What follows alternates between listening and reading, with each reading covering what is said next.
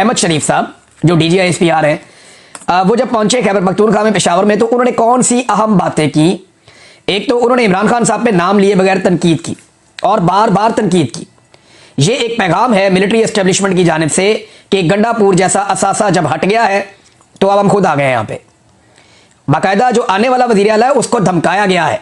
जो अंदाज था बात करने का उसमें धमकी थी, और वो आने वाले वज़ीर आला को भी एक पैगाम था।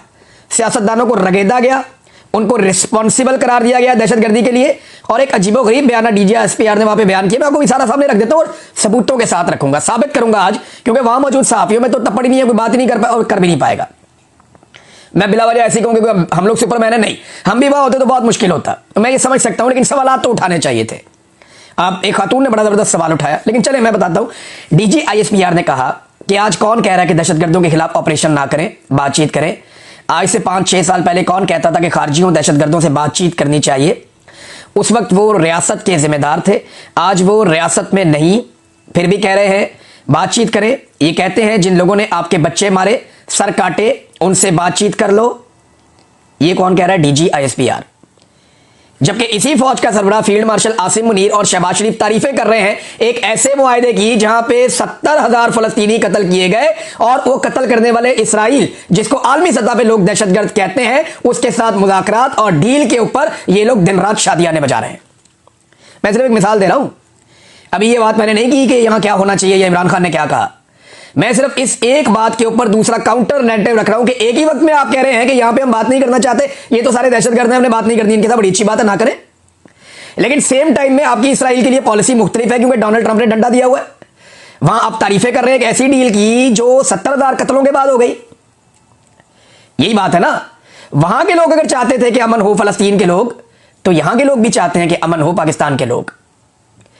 अभी मैं ये नहीं कह रहा कि डील करनी है या क्या करना है क्या नहीं करना, लेकिन अब मैं आपको बताता हूं कि इमरान खान ने अपनी पूरी जिंदगी में कभी नहीं कहा कि दहशतगर्दों के साथ बैठ के बात करो या दहशतगर्दों के लिए रास्ता निकालो। ये अभी जितने भी इमरान खान साहब का बयानिया है, इमरान खान साहब क्या कहते हैं? अफगान हुकूमत के साथ बात करो, कबायली लोगों के साथ बात करो, जरगा बुलाओ, अफगानिस्तान के लोगों का भी, पाकिस्तान के कबायली लोगों का भी, और फिर खैबर पख्तूनख्वा की हुकूमत को इन्वॉल्व करो। ये इमरान खान कहता है। इसमें दहशतगर्द कहां से आ गए? इमरान खान कहता है कि दहशतगर्दी खत्म करने के लिए आपको गुफ्तगू भी करनी चाहिए आपस में तमाम फरीकैन के साथ। या सादा और कर देते हैं इसको, इमरान खान कहता है मुतासरीन से बात करो। वो कब कहता है दहशतगर्दों से बात करो? इमरान खान तो नहीं कहता। हां, दहशतगर्दों से बात करो, ये कौन कहता है? मैं आपको भी निकाल के सुना देता हूं, बल्कि आपको दिखा भी देता हूं। ये नाज़रीन आप स्टेटमेंट देखिए, ये स्टेटमेंट राणा सनाउल्लाह साहब का है, और इस स्टेटमेंट के ऊपर इसकी तारीख भी लिखी हुई है। ये स्टेटमेंट है जी 7 जुलाई 2022। इमरान खान साहब की हुकूमत गिर गई थी अप्रैल के शुरू में 2022 में, तो मई, जून, जुलाई। इमरान खान की हुकूमत गिरने के 3 महीने के बाद उस वक्त का वजीर दाखिला राणा सनाउल्लाह, जो जनरल बाजवा का बेहतरीन, जनरल नदीम उल-जम का बेहतरीन साथी था, वो क्या कह रहा है? The parliamentary committee on national security unanimously agreed to continue talks with Tehrik Taliban Pakistan. All the politicians attending the meeting agreed on having a dialogue with the banned outfit. All the proceedings will be supervised by the parliament. ये राणा सनाउल्लाह कह रहा है। कब कह रहा है? इमरान खान की हुकूमत गिरने के 3 महीने बाद। वो कह रहा है हम TTP से बातचीत कर रहे हैं, हमारा इत्तफाक हो गया, हम TTP से बात करेंगे। दहशतगर्दों से बात करने की पॉलिसी